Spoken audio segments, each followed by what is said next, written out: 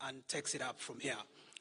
But just before you speak, Honorable Wahome, I want to acknowledge my friend Dr. Wasuna, and if you could just sit for a second, please.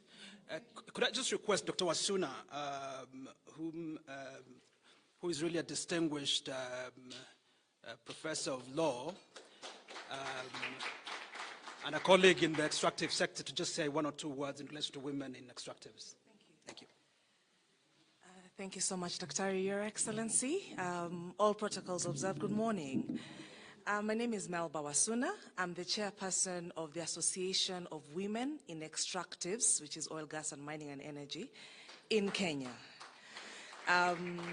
Thank you for this fantastic opportunity. We started being active in 2017 with the passage of a new mining act, because we were very curious as to why this sector, which can do so much for our economy, has been completely muted. And in the last 5 years, we have grown by leaps and bounds. We have chapters in Kwale, Turkana, Taita Taveta is our backbone, and we've got wonderful grassroots women whom we have evolved their mentality from thinking of mining as a poverty-related sector to women in business. And they mean business, Your Excellency. They really do. What we are asking for today, I've been told to keep this brief, so I will. Your Excellency, we want to challenge you. For the longest time, and all manifestos I've read, every person who's speaking is speaking about agriculture. Yes, agriculture is the backbone of our economy, no problem. But so is mining. Your Excellency, what we are asking for is, one, policy changes, where if it is not farmed, it is mined. If it is not farmed, it is mined. Why? Everything that we are putting on today, that is what? Farming. What do we hold in our hands? Phones. Your phones have got over 30 minerals in them. These are God-given natural resources right beneath our soils. So as much as we're talking about debt, recovery, we've got natural resources in this country that can help to address, rather than us going to borrow, all we need is proper policies that can be able to address some of these debt issues that we are facing. We need the commitment. If it's not farmed, it is mined. Tanzania, our neighbor, we've just heard from my colleague, talking about how our countries are coming up. Tanzania has really focused on mining in the last few years. And mining, I think, is 60% of their GDP, and you can see it is a rising giant. It is on the backbone of mining. Ladies and gentlemen, it's just unfortunate that in our history books, we were taught mining is only Magadi soda, and it is not. So for a lot of us, our consciousness, we don't really acknowledge it was Magadi soda and sold somewhere in Kilifi. But I put it to you that as of this day, can I ask a simple question? How many of us have got side hustle somewhere? Okay, that's Kenyans. All of us have a side hustle. Isn't you? Now, do you give 1% to any CSR from your side hustle? And I'm not talking about tithe, just side hustle. Mining, by law, every company must give 1% to CSR activities. Base Titanium in Kwale spends 200 million shillings a year on CSR by law. That's in Kwale County. Can you imagine if we had about 5 of these spread in various parts of the country, and the kind of economic rejuvenation it can provide? So a lot of this, once again, starts from policy, that if it is not farmed, it is mined, so that the two complement each other, and we use our resources to advance us to where we need to be. The second ask we as women would ask for, Your Excellency, is markets. That's also a policy decision. Can you imagine that we've all heard of rubies in Thailand? Huh? Cynthia, do you know that over 80% of those rubies are from our mines here? Yes, they are from here. Their brokers come here, buy our stones. Why do they get away from it? We have never, in the history of this country, bothered to label our stones. So they are seen as Thailand rubies. They don't have rubies. We do. right? And it's in various parts of the countries. We've got gemstones, a variety of gemstones. Have we heard of the tsavorite? Tsavorite, yes. Green garnet. Did you know that it is far more valuable than diamonds? But you know of Botswana diamonds, sindio? But we don't have the Kenyan tsavorite. We know the Tanzanian tanzanite, sindio? But not the Kenyan tsavorite. All it takes is a policy change at the very top, and it changes the price overnight. Our women right now, and also our men, most of us who mine, we take our stones to Tanzania. What does that do to our revenues as a country? We lose them, right? Because they are counted as Tanzanian stones. Of course, they are going there under handbags and under everything else. But it is because of just lack of policy. So Tanzanians claim this stone as theirs, but they are not. They are Kenyan stones. Once again, for me, it comes down to a question of policy, and we are urging Kenya Kwanza, my colleagues here, if it can please be considered, and if you can adopt the tag phrase. If it's not farmed, thank you. Asante sana. Thank you, thank you. I think if there's something, Your Excellency, that has come out of this meeting, at least for me, is that civil society is a resource. Your Excellency, I really urge you to leverage on civil society. There is so much innovation. There is so much robustness. There is so much knowledge in this sector for any government. And so without further ado, it's my pleasure to invite Honorable Wahome. Thank you. Thank you, Your Excellency. This morning meeting is for the civil society and yourself. But I am happy that they were able to reach us out, and I want to thank Gloria for saying that there is a problem in terms of us linking with the civil society. You remember, Your Excellency, you had tasked me to keep on engaging various civil societies. So therefore, I want to thank you very much for this particular morning, for ensuring that you engage His Excellency, the Deputy President of the Republic of Kenya. Even before you say he's a candidate, he's your Deputy President, and therefore, there is even a need that we should have engaged him earlier. I want to recognize Honorable Gladys Shorey. Your Excellency, let me please stand up. Honorable Gladys Shorey. You know her, Member of Parliament for Uasin Gishu County. Then there is Governor Madago. We will not be able to speak because we want His Excellency to address the issues. Yes, Karibu Sana. Then we have Governor Nanok. Governor Nanok, you know, he introduced himself, but he's a great gentleman there. But allow me to also introduce, yes, I see you. Allow me to introduce the Secretary General of UDA Party, Veronica. You will excuse me, Veronica, I know you are a great woman, but let's just allow only Seth Barida. You can see she has come all the way from Embu. She's our governor candidate. Please come and take only 1 minute.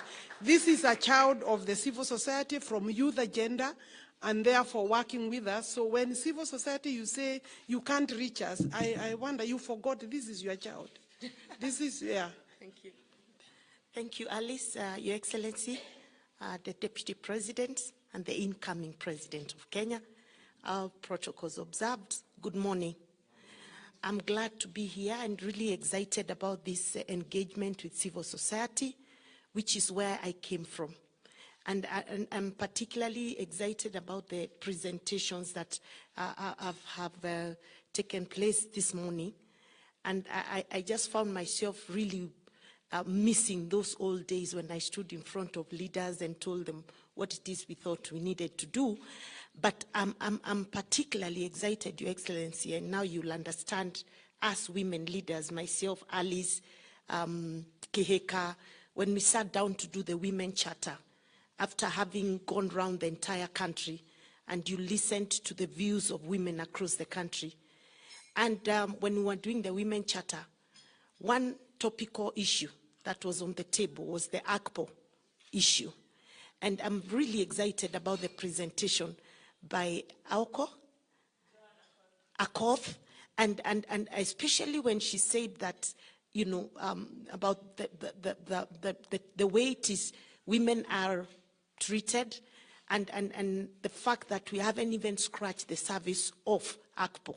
And just to let you know that through the Women Charter, the Kenya Kwanza Women Charter, which our presidential candidate has signed to, we have said that AKPO is going to be implemented both at national level and at county level, and that will ensure that women are trained and that there will be LPO financing of women. But I'm thinking that listening to our sister here, we may need to put more flesh into the whole AKPO concept and see how we can make sure that it is implemented properly. And I want to assure you, the civil society, that we who will be in the leadership of Kenya Kwanza government will make sure we push that AKPO becomes a reality, and one that we are not begging, and where we are able to push women-owned businesses to even do bigger projects than they're already doing right now.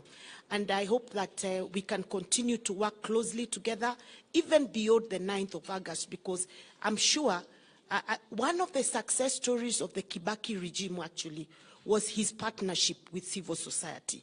And so it is important that beyond 9th of August, we continue to engage with civil society. But I want to assure you that we will push our agenda, and I, being the next governor for Embu County, God willing, I want to make sure that these things that we are talking about at the national level do actually cascade to the county level. And I will particularly be very keen on the AKPO program at the county level, so that all governors across the country must really implement the AKPO program. So thank you very much, Your Excellency, for accepting to sit with these great brains, I can tell you that. And I believe going forward, we will make Kenya even better with our engagements. Thank you so much. Your Excellency, there is Honorable Soipan. Please stand up. We have agreed we are not speaking. Honorable Soipan has been part of the team that coordinated this meeting. I want to thank her very much, but she's also our convener for the Women Charter, and she's participating in the roaring down of the Charter to the regions.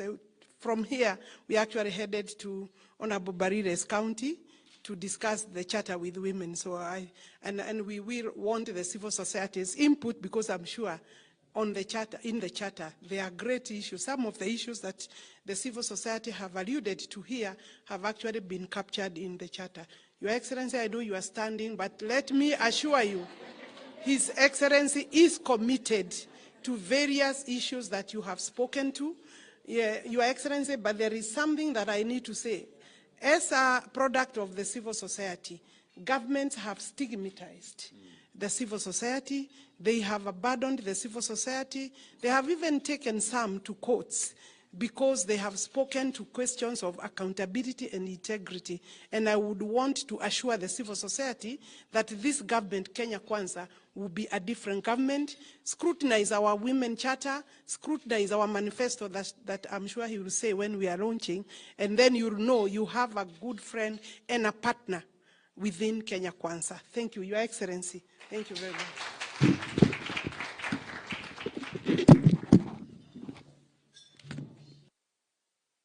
Thank you very much.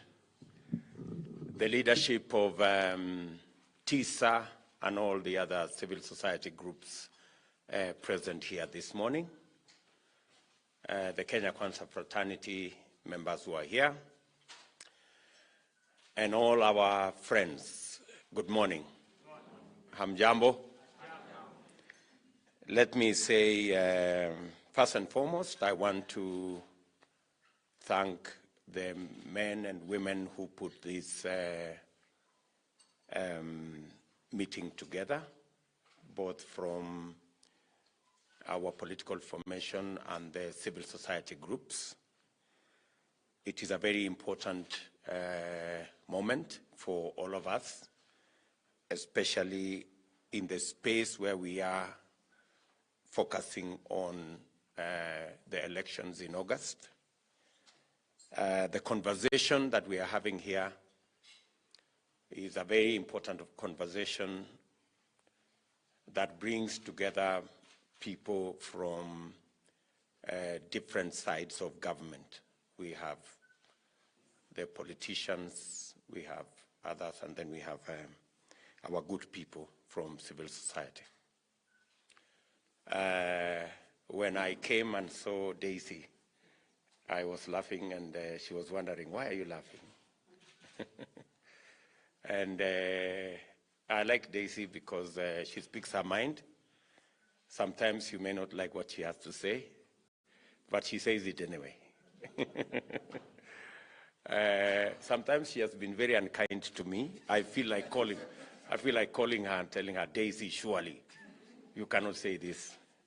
But I appreciate that she's a very strong person. And in Kenya Kwanza, the women and civil society agenda is alive. And we have many people in our political formation that trace their roots to civil society and women advocacy institutions. Alice here was, I think, a member of FIDA, and many other people. So I can confirm to you that in our political formation, we have what I consider to be the strongest women leaders. I also want to agree with you on 3 items. Allow me just to break it down to 3 items. I want to agree with you that the economy is the center, front and back of this election. And any discussion that is not centralized about the economy is not a honest conversation. I think everything else is secondary. And that is why, as Kenya Kwanza, you have heard us loud and clear that this election is about the economy. And the economy, I agree with my good friend Abraham, that the economy is not in a good place. We cannot deceive ourselves. The economy is not in a good place. And we need to sort it out. Against the background of the debt, the rising debt that we have, against the background of the deficit that continues to expand, and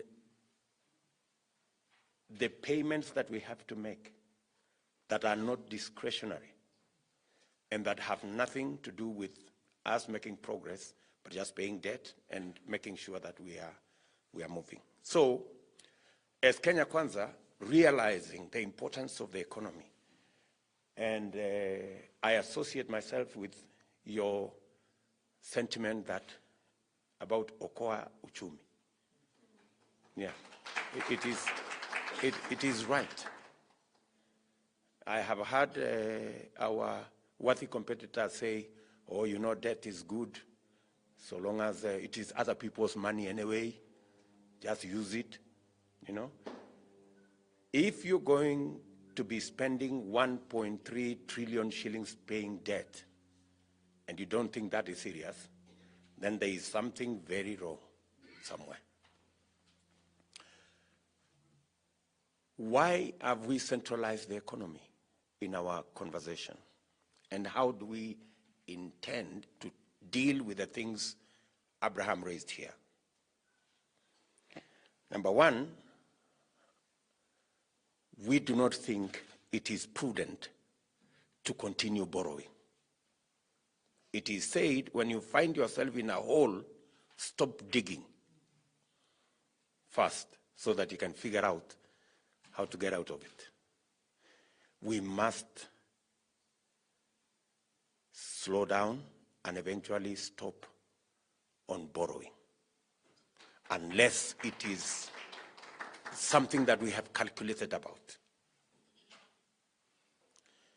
I dare say that the borrowing spree that we see is actually deliberate.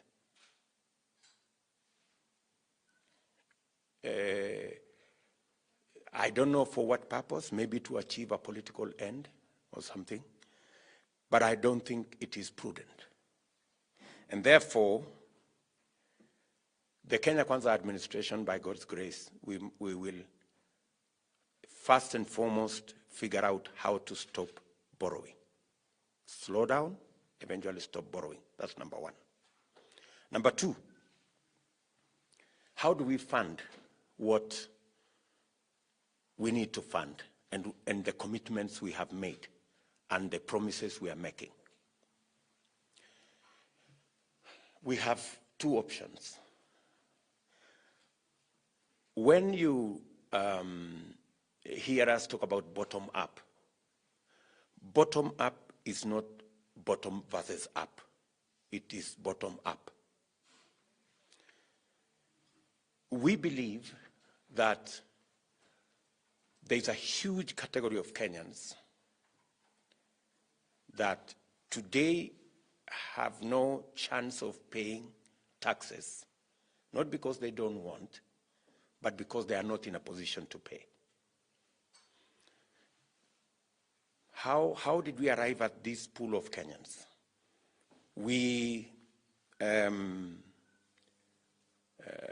inject into the labor market about 800,000, 900,000 people every year. 50,000 get jobs in corporate Kenya. Another 150,000 get jobs in formal SMEs. But 600,000 odd Kenyans join this space, which is basically a lottery, that has no, you don't know exactly what you're doing, but you're doing something. Today you're selling this, tomorrow you're selling the other thing. You're making 100 shillings today, you make 200 shillings tomorrow, you get another 300 shillings the next day. It's a lottery, So we have this pool of 550,000, 600,000, and 600,000 Kenyans who join this lottery every year. And that's the pool that keeps increasing. It's now around 10 million people, hustlers, the people who are doing all manner of jobs, making 100 shillings, 200 shillings. And the biggest challenge that this big body of Kenyans have is, in our assessment, number one, a place to do whatever it is that they are doing. Number two, legislation to protect what they are doing. And number three, which is the biggest animal, is access to credit. The proliferation of Fuliza, for example. Fuliza today lends maybe 1 billion shillings a day. 1 billion shillings a day. Why? Because it's the only available credit. And do you know how much people pay for Fuliza credit? 6% per day. That is 2,000% per year. Tell me how you're going to do anything meaningful on money you pay 2,000% per year. You can do nothing. And that's why we have 15 million people on CRB. Right? So access to credit is a very big issue. Our assessment is that this big body of Kenyans who are doing all manner of jobs, and that's why we pushed this mama mboga to the center of our economic debate is because she represents that category of Kenyans that have no place to do their business. Most of the time they are doing it in the sun. They have no protection. The kanjo is always there, you know, and they have no access to credit. So our experts have worked out, if we just made them access credit, even at the current rates of 14% per year, we can move those people from earning 200 shillings per day to earning between 500 and 700 shillings a day. What will happen if that happens? If you do just 200 shillings per day on top of what they are earning today, you will increase their income by about 2 billion shillings a day. You will have 750 billion shillings a year. So what that happens is that we will have a bigger pool of people who can buy goods, who can buy services, and contribute to taxes, right? So we are widening the tax base. Many people sometimes misunderstand bottom-up to mean it is something against the people up the economic ladder.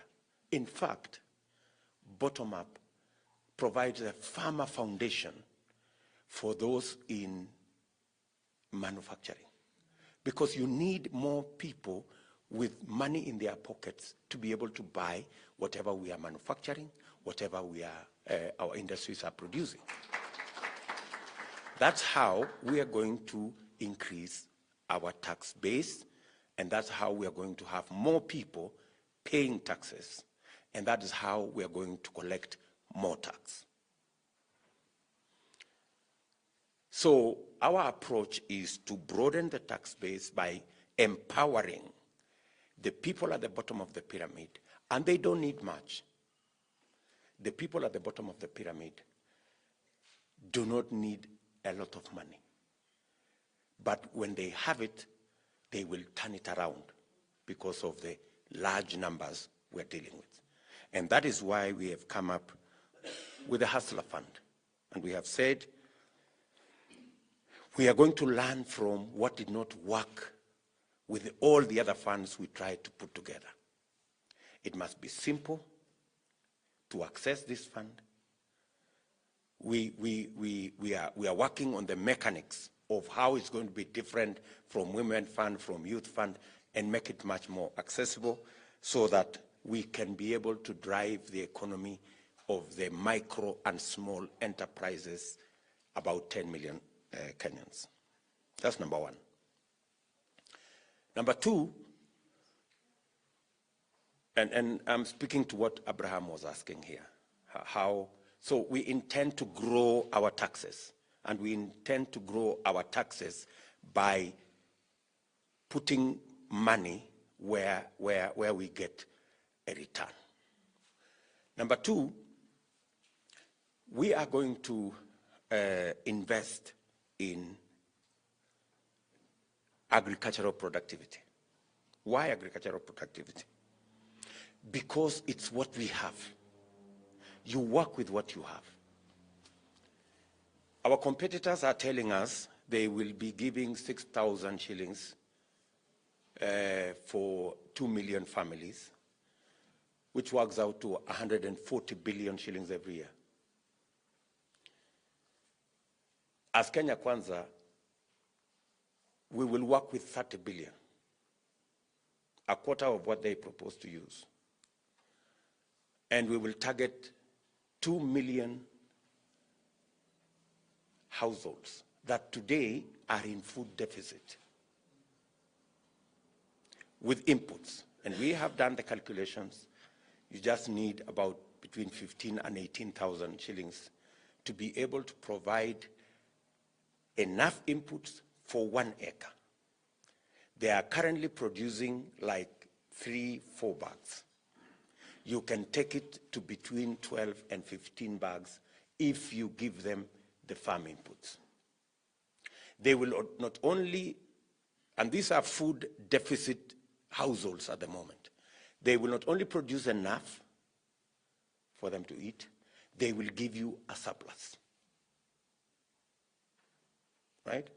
And our 30 billion will be a revolving fund. Their 140 billion is a sinking fund. It's all different, right? And it's because people don't think through what they say. You know, they don't interrogate what they say. So because the challenge we have is a challenge of food security. We have a problem today. We have a serious problem of high cost of living. And that high cost of living, the biggest contribution to the high cost of living in Kenya today is the cost of food. 52, on average, 52, every Kenyan spends 52% of their income on food. That is Kenya National Bureau of Statistics report. If we bring that down to 35, 40, even by just 10 percentage points below, we will do a lot of saving for us to spend in other areas. So we must deal decisively with the challenge of the high cost of living by investing in agriculture. And that is where the space we've targeted. We're going to target 2 million households with fertilizer, seed, and everything else they need to be able to produce. We will not only tackle the challenge of food security on one end, but we will also on the other end not just create a surplus, but we will bring the farmers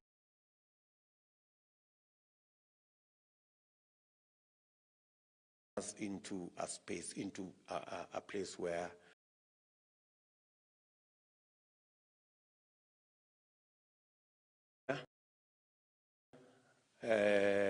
we all know that, and Abraham, you can go and interrogate, we collect about 52% of collectible VAT,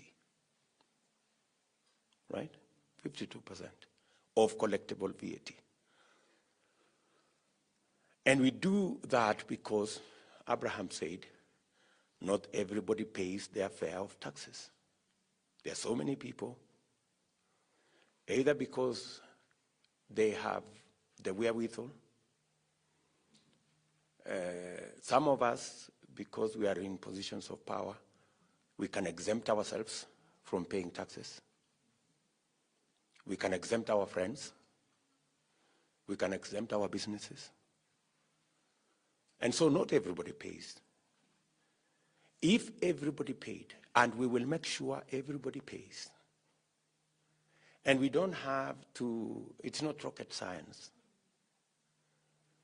The reason why we have not automated our whole system, especially on VAT collection. And if you speak to KRA today, there is absolutely no reason why we are collecting 3.6% of our GDP as VAT. Rwanda is collecting 8% of their GDP. South Africa is collecting between 11.5% of their GDP. If we moved our tax collection to where Rwanda is, and Rwanda was where we were 5 years ago, this is not a a process that will take years. This is a program we can achieve in 1 year.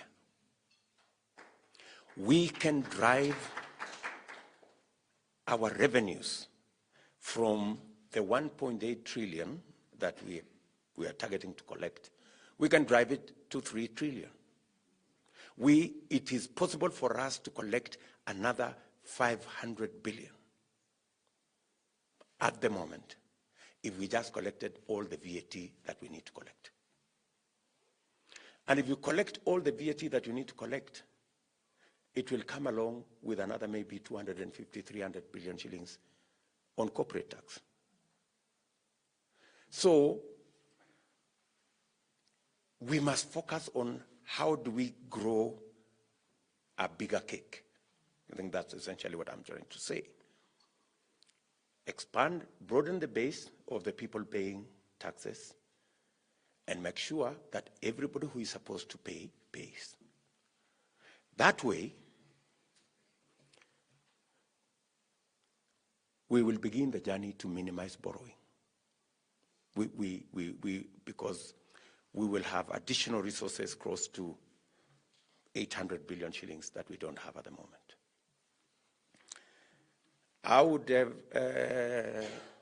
I'd be happy to have a conversation with Okoa Uchumi and your thoughts. And I would want you to interrogate what I have said and tell me whether it makes sense and whether it adds up, you know, because I want you to hold me to account on what I have said. So that way, we will begin the journey to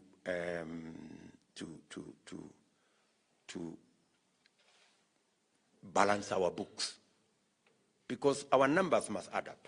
We cannot continue growing the deficit. It is dangerous. Yeah. Number four, we are looking at the big challenge today of unemployment. It's a big elephant.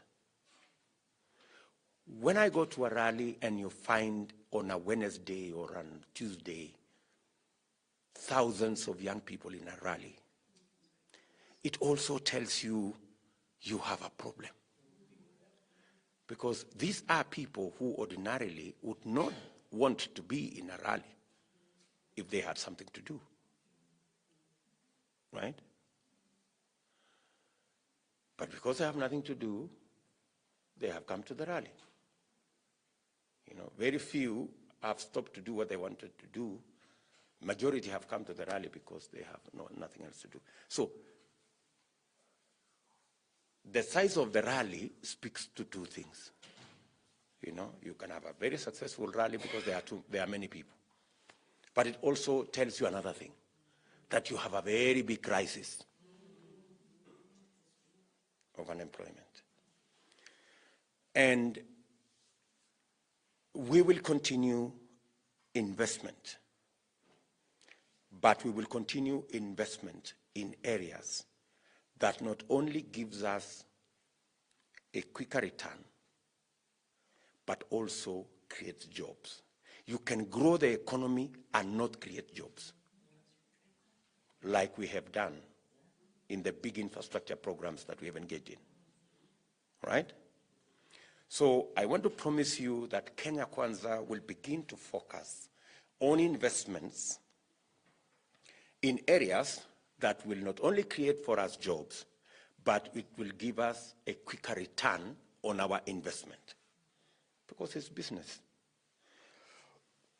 Let me give this example that I have given and people have not taken it very kindly. We invested in a gun manufacturing factory here in Ruiru, 4 billion shillings. And we created 100 jobs. Yeah, it's a good thing. We need guns for our security. But in a country where you have thousands of young people without jobs, priority should be investing in infrastructure that creates jobs, because that's what your problem is. The same 4 billion shillings, if we had invested in informal manufacturing, we would have created 5,000 jobs. Same 4 billion shillings. So the policy choice that you have to make is, do you invest 4 billion shillings to manufacture guns and create 100 jobs, or do you invest it in informal manufacturing and create 5,000 jobs? That's the simple choice we have to make. And I want to tell you, that's what makes the difference between whether we're going to turn around this country or not. We are very clear on what kind of investments, and that is why you have heard us clearly say that value addition, agro-processing, manufacturing is going to be a very big part of the investments we are going to make. And we will begin to slow down on hard infrastructure. Not stop, but balance between the infrastructure we're investing in currently and what will give us jobs and what will give us money in people's pockets. Let me leave that there because of time. I wish I had more time to explain our plan. Let me just speak about the women issue and AGBO. I think we have a women charter which we have signed in, and in that women charter we intend to make it much more easy. We have said in the Hustler Fund, women-led organizations that have LPOs from AGBO will be automatic beneficiaries of the Hustler Fund resources, because we see that many women have get these LPOs, but they never get to finance whatever it is that they have. And you've shown us that part of the problem is pending bills. We need to think about that. Part of the challenge, you have said, is sexualization, politicization of that whole space. We will need to sit down with you and look at what interventions will we make so that we clean up that space and make women access those opportunities. And finally, transformational leadership, which you've talked about. And I think transformational leadership also speaks to track record. There is nobody who has arrived from anywhere. All these candidates are people we know, right? Nobody has arrived from anywhere. We know everybody, and we know their track record and their performance record. And so, if we talk about transformational leadership, we can clearly assess everybody's track record on their what they have managed to achieve in whatever positions they have been. I have been I've been a member of parliament for Eldoret North. I can account for my time. I have been minister for agriculture. I can account for my space in agriculture. In higher education, I can account. As deputy president, I can account. Everybody else should be held to account. And then number two, you spoke about a very pertinent issue, and that is corruption and theft of public or misuse of public funds. It is a big animal, And sometimes it is pushed around without clarity of what will happen. Our approach as Kenya Kwanza is that we must personalize. We must not politicize corruption. We must deal with it from an institutional space so that everybody, including the president, is held to account.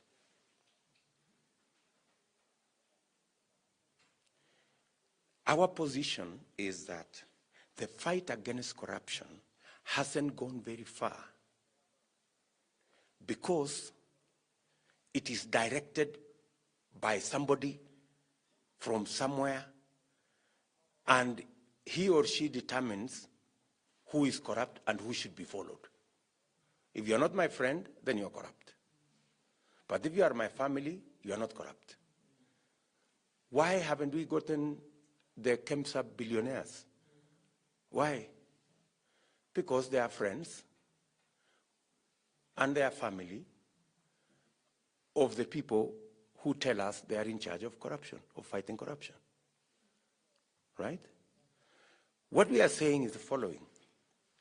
Why, for example, while the Constitution says the judiciary fund should have 2.5% of our budget, why is the judiciary continuing to get 0.7, 0.8% of our budget? Why hasn't the judiciary fund been operationalized? It is because there are people who want to continue pulling strings around the judiciary. And that is why the judiciary lacks the capacity to deal with matters of accountability and corruption the way it should. Kenya Kwanza will deploy all the resources required by the Constitution and the law. If it is 2.5%, it will be 2.5%. And the judiciary fund will be operationalized so that we give the judiciary the capacity, human, technical, and every other capacity to deal with matters of accountability and matters of justice without reference to anybody. That's number one. We must stop the fight with the judiciary. I have said that it doesn't matter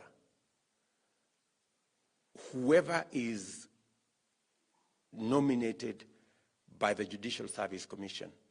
They don't have to be my friends. I don't have to like them.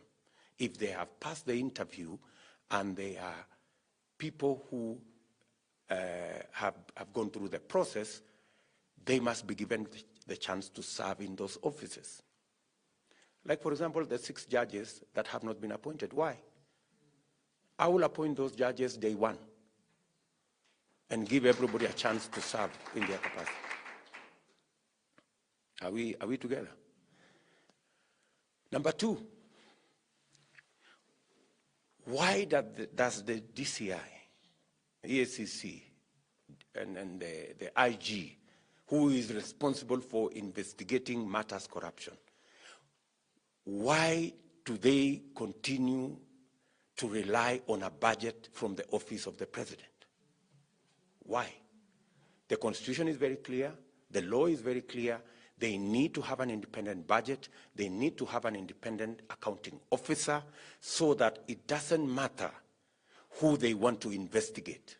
Even if the president does not like the investigation must go on because they have operational, constitutional, and financial independence.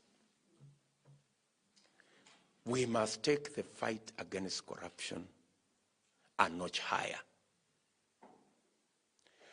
How does the fight against corruption, for example, take in the president in South Korea? It's because the fight against corruption is run by institutions. If it was run by the president herself, would she have become would the corruption net have found her? right? So that is where we want to take it. So that it doesn't matter whether it is family, whether it is my friend, whether it is my political ally, or whether it is the president himself. The institutions must be strong enough to deal with everybody. I don't know whether we get that right. That's going to be our, and we want to be held to account to that. Finally, of course you know, corruption thrives around patronage. And patronage is a benefactor of conflict of interest. And the whole of that space takes us to state capture. And that's where we are as a country. We have to deal with state capture. We have to deal with conflict of interest if we have to deal with corruption in Kenya. It just goes that far. Finally,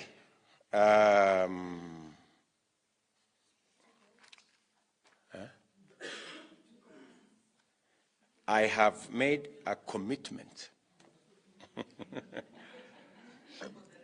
a public commitment, and in writing, that we will achieve the 2/3 gender rule. I have made that commitment.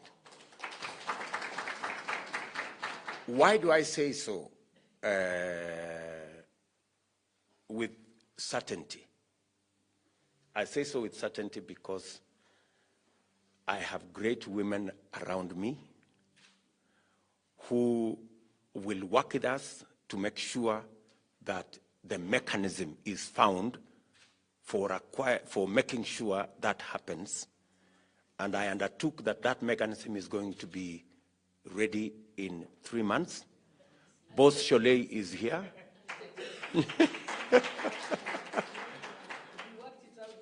Yeah, so I have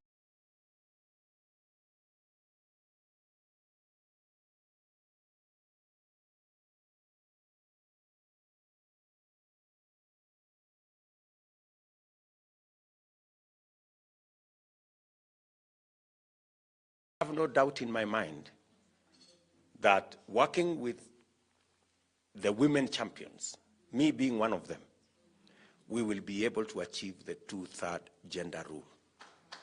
That we don't want this to be tokenism.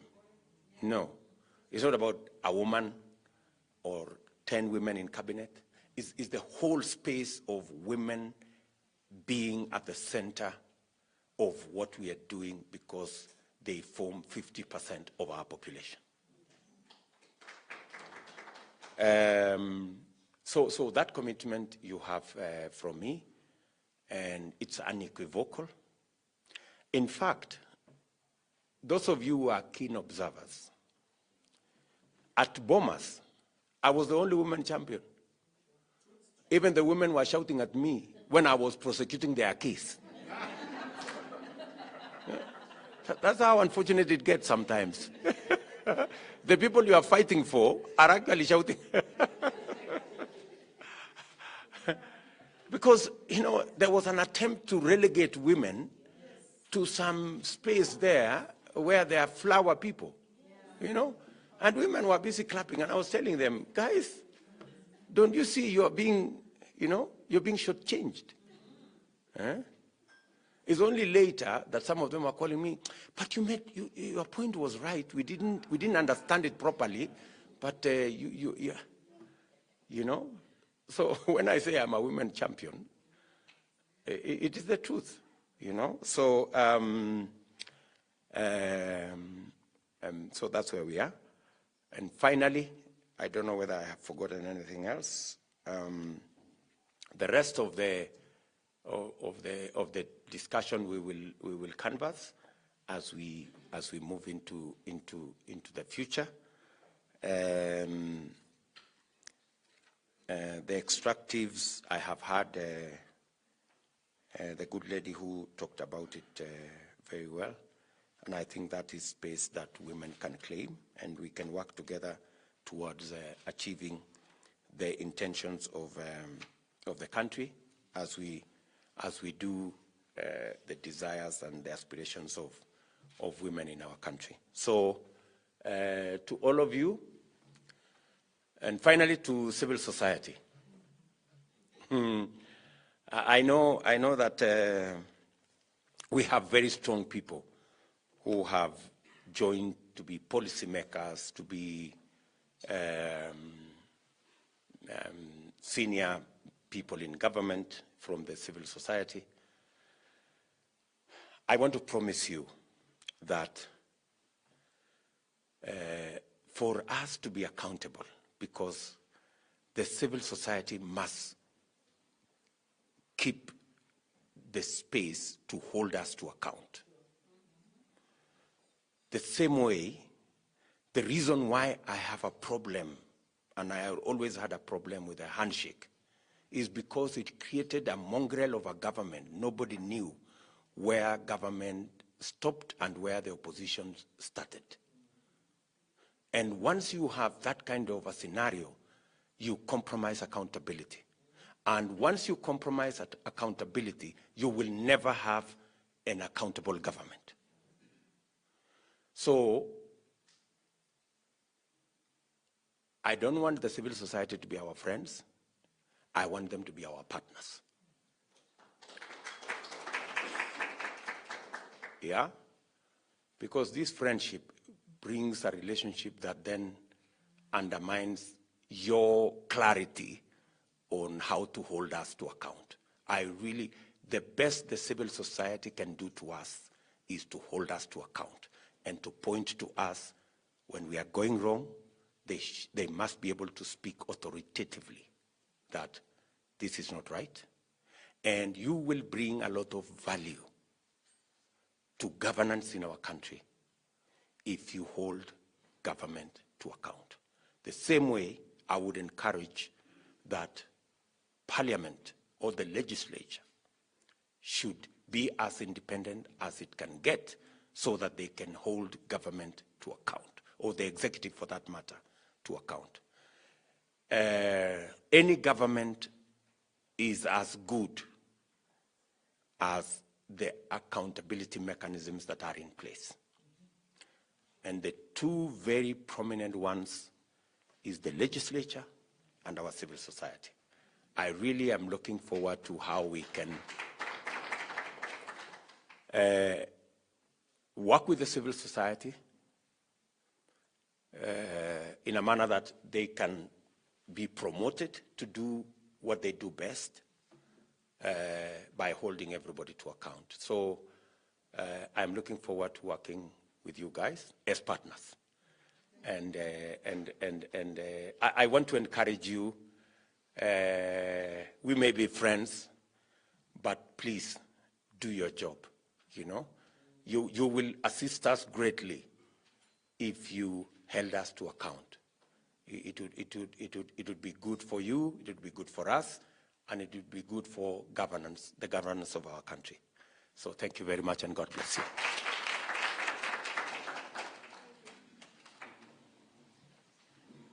Let's give His Excellency another round of applause.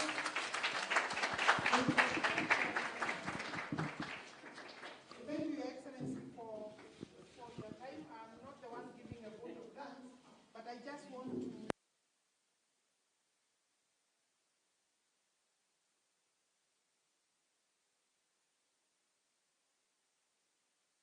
of engagement is open, and that linkage should be there and continued.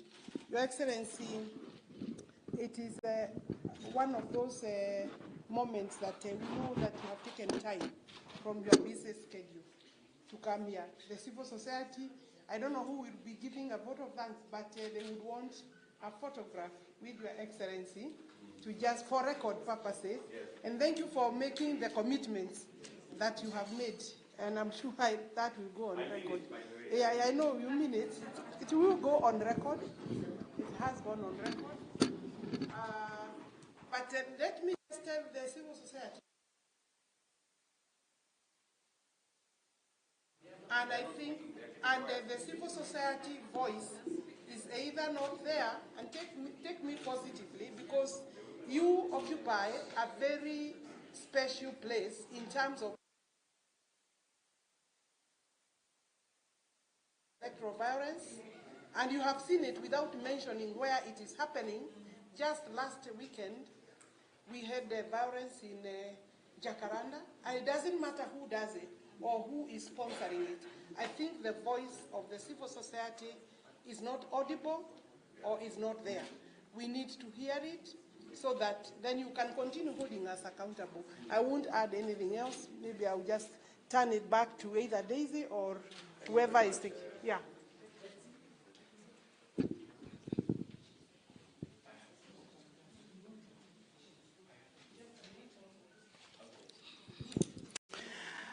Thank you.